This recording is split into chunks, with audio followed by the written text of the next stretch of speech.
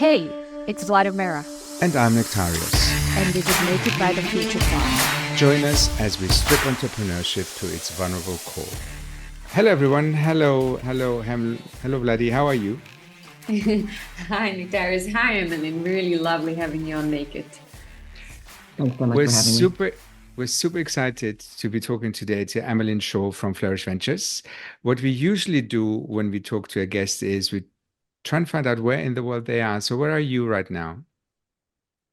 I'm in Northern California at my home office in Woodside. And what's That the weather sounds very like? cozy. I think seriously. Well, the weather's beautiful, so that way it's quite nice to be here. Yes. Oh, lovely. And Vladi, where are you with your blurred background? I'll top it up. I'm calling in, dialing in from Karachi. We have 9 p.m. and I think we still have about 35 degrees outside. So it's a cozy in its own way for certain people.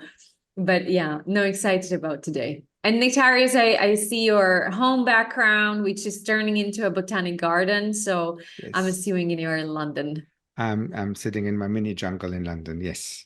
Beautiful. But we had a beautiful sunny weekend, so I'm in high spirits. Maybe to position why we're talking to Em today.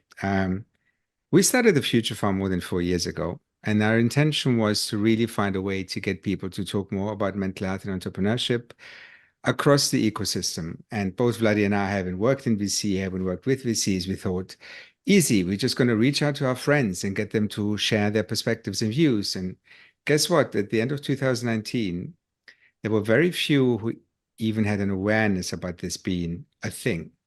Luckily, we knew some people at Flourish, and we found out that within the investor community, there's only a select number of companies who actually had an awareness that this matters and were interested in figuring out what the role is, what to do within C. And 4 years later, we're sitting here talking to you. And a few things happened since that raised the profile of mental health within entrepreneurship, including the global pandemic.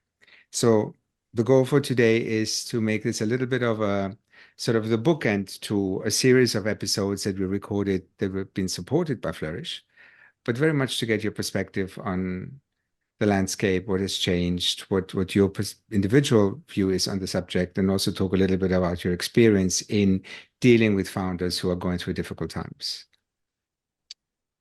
Great. Happy to do that. Wonderful. Maybe just to position this, maybe you can tell us a little bit about the firm and about yourself. Sure. Flourish is a $850 million early stage global fintech fund. And we're really looking for technology that's disruptive, that's advancing and creating a brand new paradigm for financial services. And ultimately, by doing so, drives better economic outcomes for consumers and businesses. We've been fortunate to work with just transformative businesses all over the world and CEOs who really have that mission in mind. And I think that like-minded alignment has been just incredibly powerful to have the opportunity to work with folks with that shared mindset. And I've been in venture for a very long time. And so it's a real privilege to really use what I love doing, which is, entrepreneurship and disruption and technology, and see that affect pretty large scale outcomes.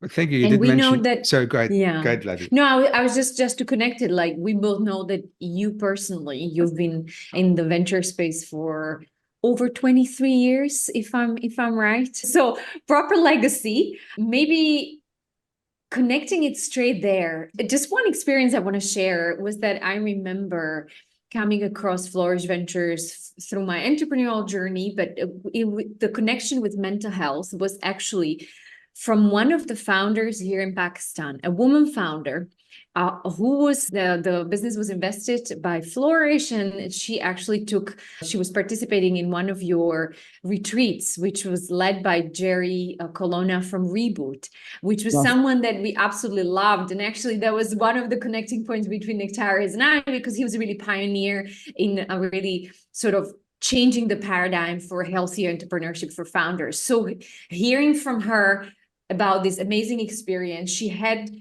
led by Flourish, inviting Jerry Colonna. And I was like, what is this VC? Like, this is already doing this amazing stuff. So All that said, 23 years in this space, how are you looking on and I'm going straight into the subject, if that's okay. Sure. What has changed around the mental health of founders from your perspective, and generally about that topic of stigma around this topic and the challenge for founders when you look back to 23 years and then the whole journey to today? What have you been seeing there? Yeah, I mean, I'd make a couple comments. I would say that this notion of mental health in particular, right? We see it kind of as a continuum, right? There's mental well-being, and there's all the inputs for mental well-being. So are you sleeping enough? Are you exercising? Are you doing contemplative exercises? Are you taking the time out that's required in a very stressful set of demands? And those are all, we all know what those are. I think it's just really find time in anyone's busy lives to really prioritize it. But at some point along that continuum, if you're not, as insurmountable challenges come up, it leads to, points of breakage and points in which mental health become a much more acute problem. And if really, gone unnoticed or unattended, it could really have catastrophic events and outcomes. And so and against that mindset, I think as a venture community, it hasn't been, and probably, unfortunately, as you rightfully pointed out, I think coming out of COVID, it's becoming more of a broader topic of conversation and an importance of recognizing that these are real and significant, and there's a role and an opportunity within venture to help support that reality. I think prior to that, what I did see was and I think it's pockets of firms. I mean, look, everyone, these are folks that we work closely with. These are teams. We're betting on teams. We're betting on entrepreneurs. There are some firms that really leaned into this idea of leadership development, leadership growth, and some of that programming very much included elements of mental health and mental wellness that have been called out explicitly as such. But there was always a really thoughtful prioritization, particularly some firms more than others, some firms for whom it was part of their ethos.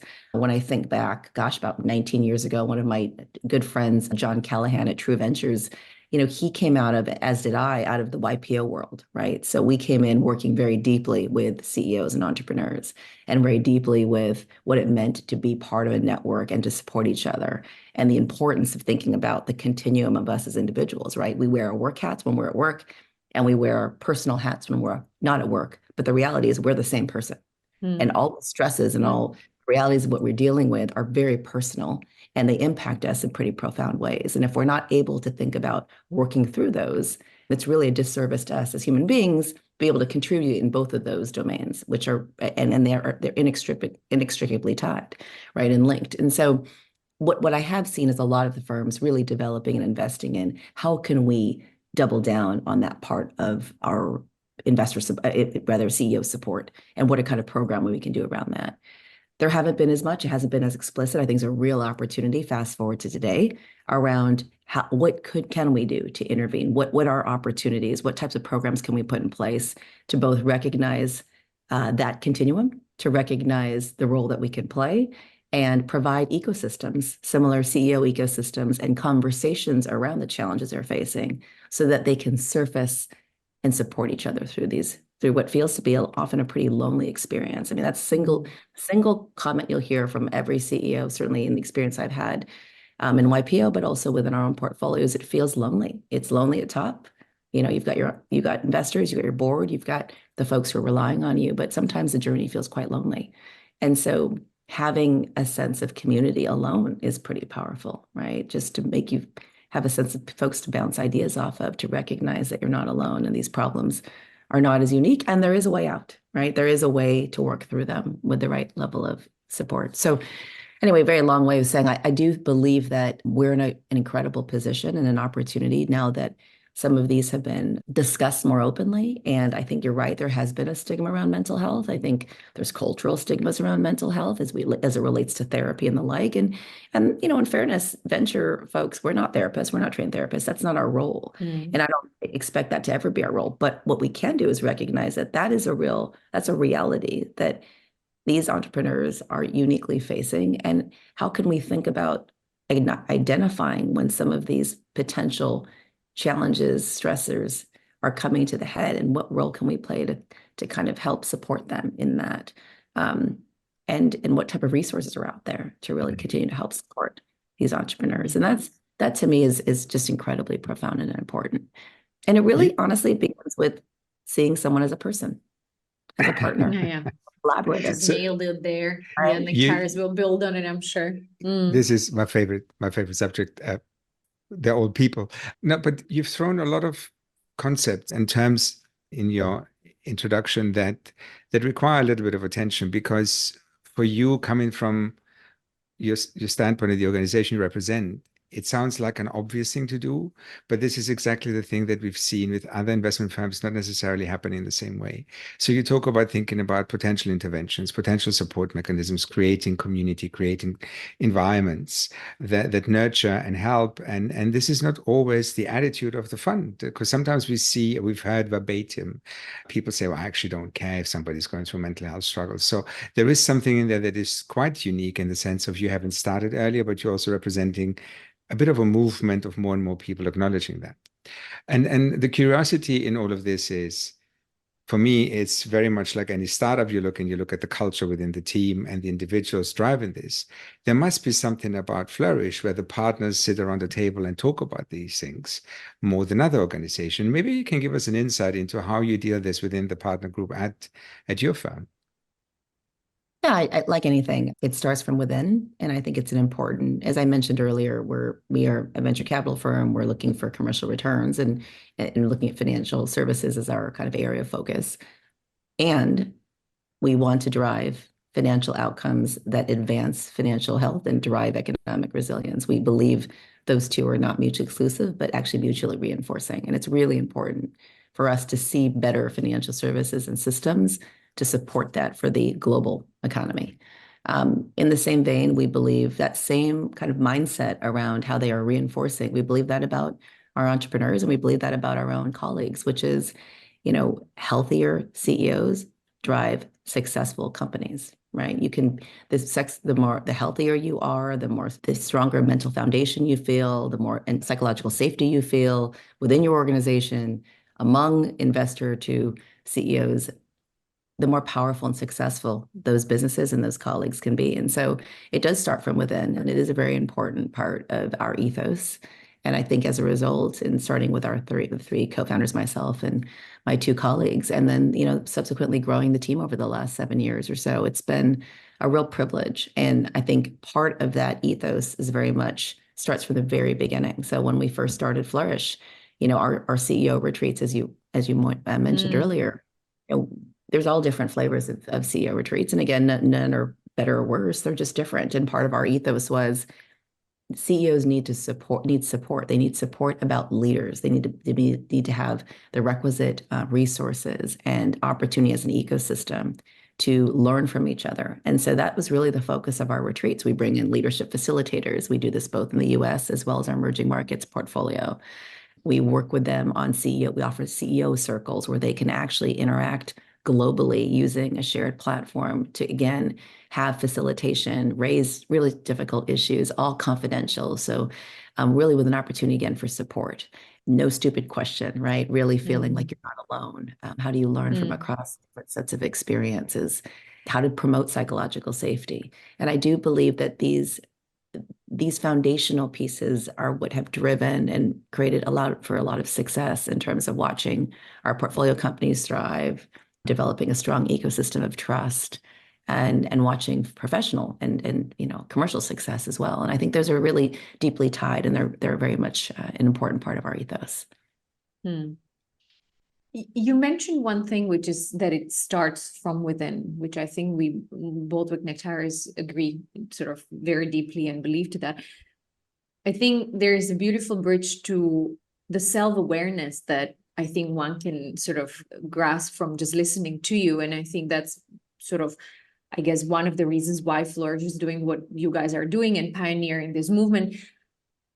I wonder, where does that come from, and whether you guys are investing into actually supporting you guys as the team that is then bringing this in front of the founders, because I feel like there is a prerequisite for the sort of fund team, VC team partners to have that level of self-realization that this is important, but also how do I, as what is my relationship to this? Where do I have my own gaps? How do I sort of equip myself? So can we spend a little bit more time on talking about how do you guys support yourself in order to be able to show up in that capacity for your founders?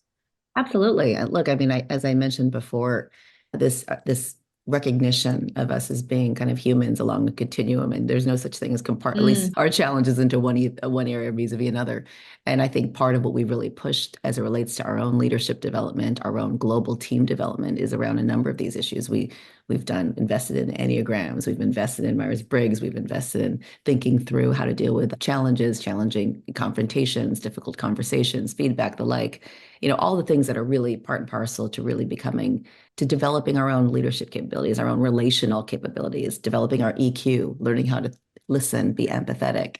I think those are such critical tools in our field in particular, because we deal with people, and it's not just with our portfolio companies, it's with each other, right?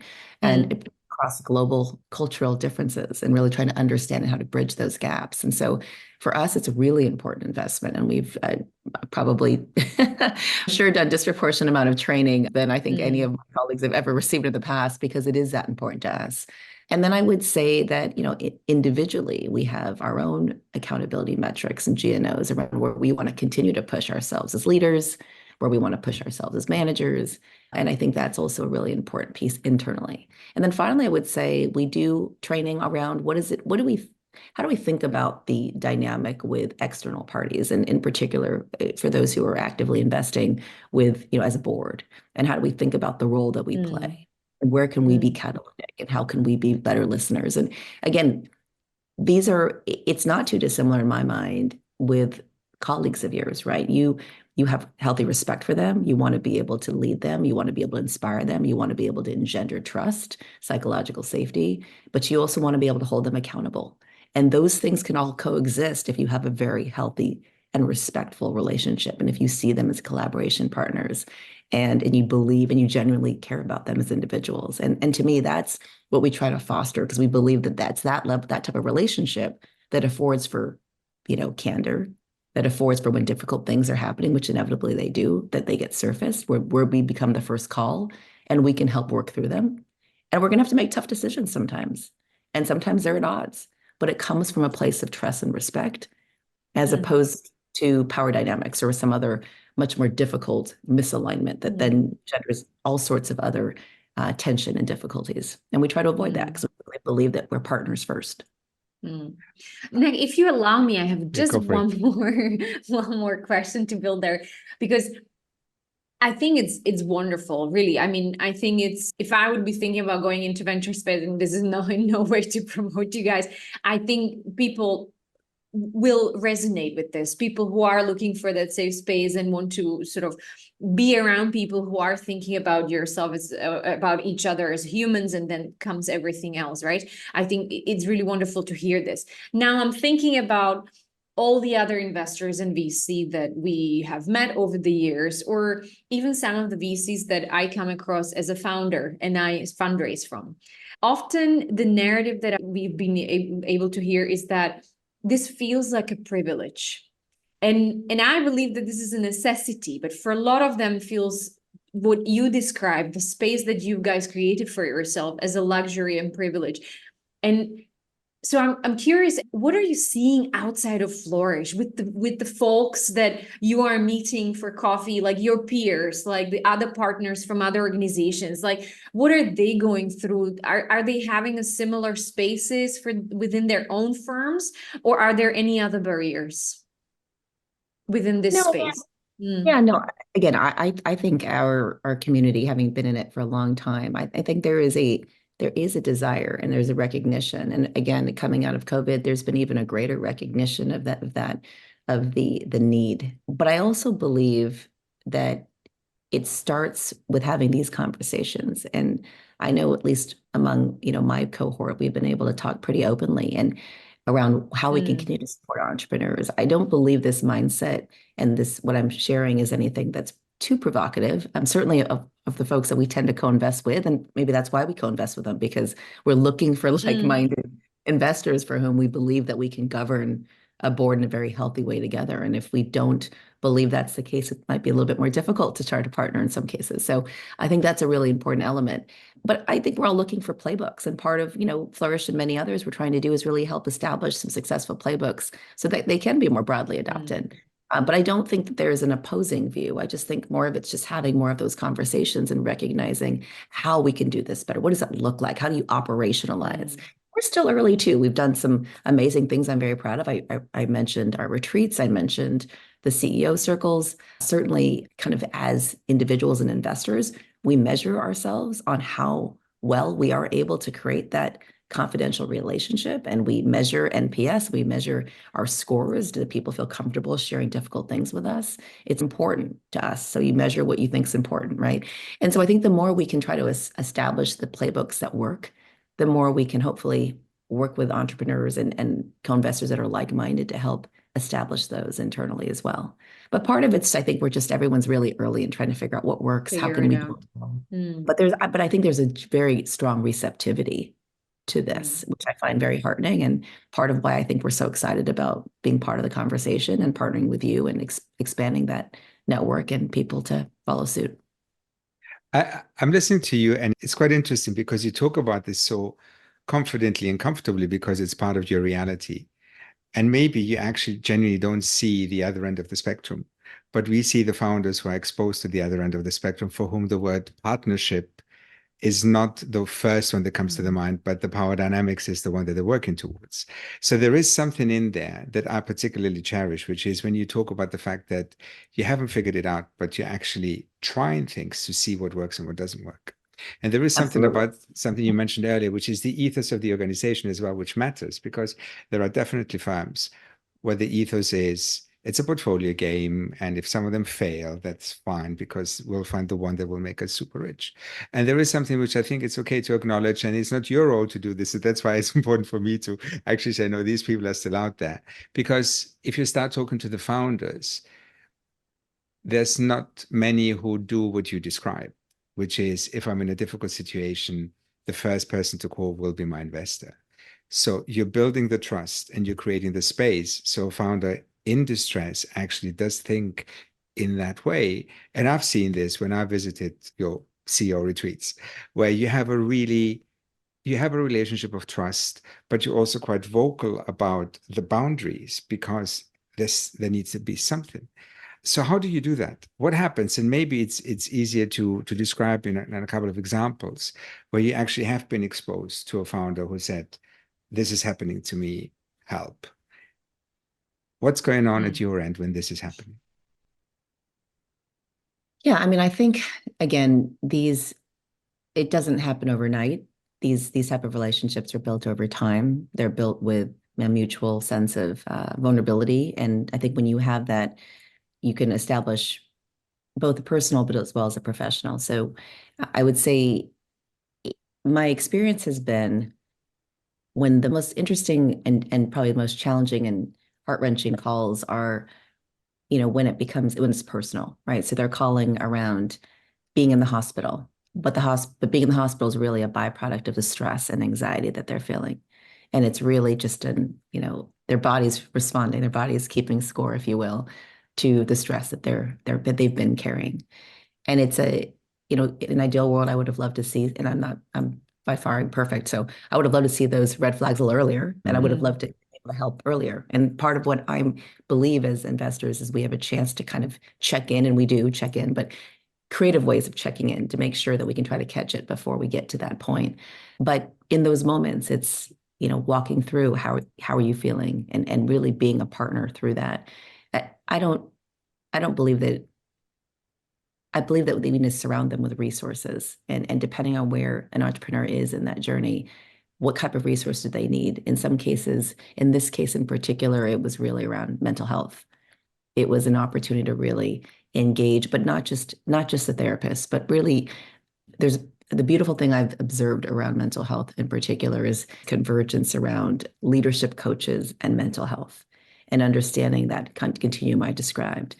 And so really trying to find like-minded services that can really identify with the trials and tribulations of being a startup CEO and the needs that then kind of are commiserate with that. And they're so multifaceted, but then really end up probably focusing more on the mental health side of the equation. And so how do we provide and scaffold services and resources that could be helpful in that? And then check in and follow up to make sure that you're not just providing a recommendation, but you genuinely care. And I think that's all we can really do, is to be that person that then provides the best resources and knows that they're not going to be judged and it's not going to be critical. It's actually an opportunity to really bring them to the other side. And I would say I've had a couple of those, and those are probably the hardest moments. And of course, I wish there were more things in those moments you can do, but I also recognize the role that we play. I would say there's others along the continuum where, we have our check-ins are business check-ins, but they start with a personal, and they start with, how are you doing? How are you doing? How are you doing? And we mean it, and we want a real answer. and I think that makes a big difference, because you kind of get a gut check on, and we recognize the macro complexity of where they might be from a business perspective. And so I think having those two gives us an opportunity to kind of engage and check in and see where we might be able to surface opportunities for support earlier, before something more profound comes up where really strong intervention is required. We had another CEO at one point in the journey of my investing experience where, an incredible fundraise, one would appear that to be probably the height of where the company would be. And in reality, that founder decided to take a step away and actually resign, because it was probably the culmination of all that stress that unlocked the need to take time and to recognize the stress that the CEO was burdening, and really, again, how to support the transition, how to support the messaging, how to actually promote and support the messaging to show that's a wonderful thing. You want to share that. You want to share that mental journey, that mental challenge, because you want and real desire to let other CEOs know they're not alone, and that it's okay to actually take a step away, because you're actually doing something for yourself. You're doing something for the company, and that should be applauded. Right. And I think those are the types of just powerful experiences I've had the good fortune of being part of, and watching some leaders have the fortitude and the confidence to recognize both when they've hit their own thresholds, but also the role that they can play in expanding that message out to other entrepreneurs. But I will say, I think it's fair to say that there is probably more that are silently suffering. Right. And I think, how do you connect with those? And this is where we use these other methods, because again, having that type of relationship takes time. And what you want is them to feel like they have support in many, many different dimensions. And it's not just one person or investment team, but rather other CEOs, other networks, because it does take a village to continue to advance your own health. So those are some examples. Without sharing too much or identities, I want to be thoughtful and protect their stories. But I will say, for us, it is really important to be that first call and to make them feel like they can, because they can be lonely. No, that's the thanks making for sharing. Yes, making them feel like they can leads to another facet to this, which is something that's very dear to us, which is permissions. So founders usually, they just charge ahead, they have a vision, they do all these things, and suddenly they find themselves in a situation where they want to raise money, they need to work with investors, and they have no idea what the engagement models are. And investors can be quite prescriptive in what the term sheet looks like and what they're allowed to spend the money on, what they're not allowed to spend the money on. And we have come across cases where people wanted to use some of the funds for leadership training, coaching, and stuff that goes more into the mental health variety, and very often got pushback. We try to instill the sense of giving yourself permission to acknowledge that you're struggling with founders that we talk to, which is a first step towards even looking for support.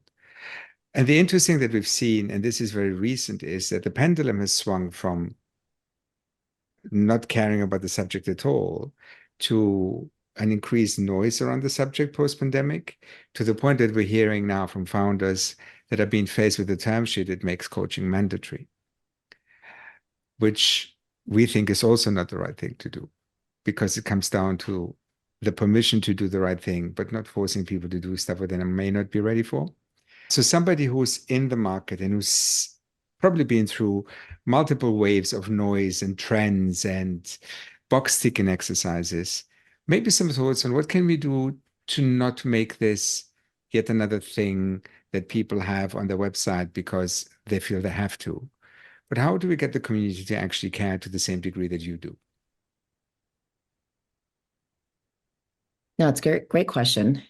As I said earlier, at the highest level, this belief that successful businesses are run by healthy founders, I think is really critical, right? I mean, look, as venture investors, we have a fiduciary responsibility to maximize returns for our limited partners, and that's absolutely right. It's what we should be doing. That's a focus, and in doing so, you want to bet on successful teams and you want to have successful outcomes, and those two can be mutually reinforcing. And I believe that really continuing to validate that, continuing to push the importance of that, and how they're very aligned with the objectives of these companies, I think is a starting point, right? It's not the end point, but it's a starting point. And I think a number of these firms are very deeply invested in their own leadership and personal development. And I would say actually a number of those firms are also really pushing on. I'm surprised to hear in full transparency that they wouldn't allow, and I actually have not seen personally teams not able to use capital for leadership training. I have seen that for mental health and personal related stuff, but leadership training typically is part and parcel. And I would say that I'm actually more surprised to hear that some unfortunate entrepreneurs have not been able or had boards that wouldn't allow them to do that. That's pretty unusual, because I think there is a very pervasive understanding and appreciation for the importance of that. And I think the mental health piece is an interesting one. I think there are different ways to be creative around that. I think we're still exploring what that could look like. Certainly packages, certainly resources. Are there ways, particularly with certain situations, are there ways to be helpful, particularly for early stage CEOs where honestly that expenditure, personal expenditure, is quite cost prohibitive, or maybe it's just a matter of dipping their feet, to your point, and getting their feet wet and understanding what that could be and what the value is for them. Maybe it's something that, like me, wasn't raised in that environment, or culturally wasn't something that was front and center. And so how do we help just provide the resources to lower that friction, right? So I think there are ways to be more creative even on that dimension. But my experience has been, when it comes to leadership and development, that is typically and should be very much part of the funds that are being raised, because that's part of building a very healthy and successful business. It starts with the leadership. In terms of, so most of our audience are founders of all kinds from all parts of the world. And I'm thinking they're listening to our conversation and they themselves, let's say, maybe went through an experience or they're right within it, and they would love to sort of open this conversation with their own investors. And let's play out a scenario where the investor have not brought that topic themselves for all kinds of reasons. Any thoughts there, for the founders on how to even start that conversation about, like, this is sort of maybe how to start building that safe space with your investor if you have not received the signals from them that that's necessarily what they either are aware of or they necessarily create the safe space themselves? How should I sort of deal with such situation, or should I? That's sort of the bigger question that many entrepreneurs might be asking themselves. Yeah, I mean, look, I think that it's difficult to change a pre-existing set of dynamics if you believe that your co-investors or some of the folks on your cap table are not as inclined. I think it'd be hard to try to shift their behavior on your own, independent of a broader ecosystem, right? So one recommendation would be to think about your board and who you feel like, based on interactions, would be the most open to bridging that conversation and bridging the opportunity to continue to develop and deepen a relationship, and where you'd like to be able to take that relationship. I've noticed that there's been a number of, I've been listening to Future Farm. I've noticed there's a number of entrepreneurs that have been fortunate to develop have different boards or different relationships with their investors. And I'd really like that opportunity. And I've noticed that it's very much accountability, but it's an opportunity to collaborate. And I'd love to be able to share with you when things are going well and when things are going tough. And I'd love to be able to thought partner in there. And I don't want to feel the fear of being judged. I want a partner in that. And again, I recognize there's accountability. I'm not suggesting we become fast friends and there is an accountability. I'm suggesting that we have a very strong mutual working relationship where there's trust and empathy. And I believe that if you, with the right types of discussions and the right types of individuals, there's a real openness, but that starts with kind of providing awareness of what that could look like. But I think if you feel like there's folks for whom there doesn't seem to be any opening, I think that would be a tougher conversation. And I probably would start with the one you think might be most open. And then that actually it's really fascinating. In fact, I would say part of why I love the board dynamic is that one set of interactions like that can set to influence others, right? They can see where that benefit is. They can understand how we can broadly develop relationships. And sometimes that alone, witnessing how those partnerships work, can maybe shift other people's perspectives on how they want to engage with that entrepreneur. And I have seen that as well. And so, but I would start with probably the one most receptive as a starting point. And then, of course, you have an opportunity to bring in independence. A lot of these entrepreneurs haven't taken advantage of bringing independence, haven't taken advantage of bringing in a chairman. Those are times to do that. And when you do that, to think about who and what those skills and attributes are from a business perspective, but also from a relational perspective. What type of dynamic relationship do you want to set forth with those types of individuals? Another way of creating an advocate, again, of mutual respect on your board to be able to start that dynamic, I think is another way of trying to begin to introduce that into your investor dynamic. I think we so often look at this dynamic through that power dynamic lens that often I feel that I don't like that notion of empowering entrepreneurs because I think they're all empowered. But in other cases, like for instance, working here in South Asia and working with sort of having some of my peers being from minority groups and being also first-time founders, they do need sort of these other models that they can look up to and see like, okay, that didn't work. So we learn from each other, like you were saying, from the community.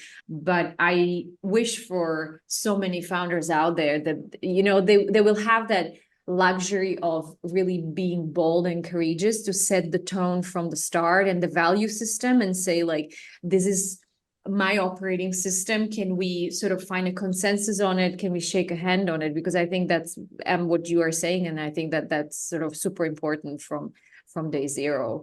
But yeah, I mean, I'm sort of looking forward to the days when this will not be a thing for few, but it will really start becoming a new operating system for most entrepreneurs and investors together.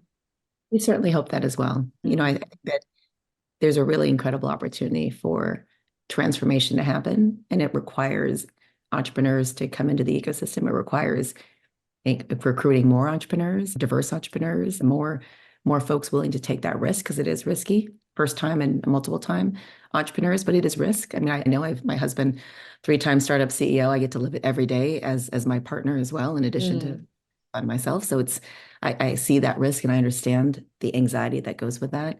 And so ideally, this can be something that entrepreneurs recognize as an opportunity to partner, right, with their funders, and hopefully that will unlock even greater innovation, greater change, and a more vibrant and supportive entrepreneurial ecosystem. So I share that wish with you. This is maybe a wonderful point to wrap up our conversation, and I just want to take a moment to acknowledge that when we started the podcast, it was all about getting founders to listen to the stories of people who've been through the difficult times and connect with certain bits, but also recognize the signals that you also mentioned earlier, about maybe I should have listened to my body, I should have listened to certain things that were happening in my life. You brought in a new perspective by, on the one side, describing the way you operate and the way you look at people and you care about the founders as people, but also the last thing that you said, which is given the founders that listen to this also the useful advice of try and find the one person that you may be able to talk to, even if you feel you're alone and isolated. And if that person doesn't exist, you may have options by bringing in independence. So actually being also quite practical to the people who listen to has been really like the icing on the cake to our conversation. So thank you so much for making the time. Thank you for sharing the perspective of the fund and your own, but also your experience, and making it tangible and real. And yeah, we're super excited to be working with Flourish, but also we're super excited that there are funds out there who care about entrepreneurs as people. Well, thank you so much for your work. I so appreciate it. Honored to be part of the journey. Thank you so Thank you. much. Thanks.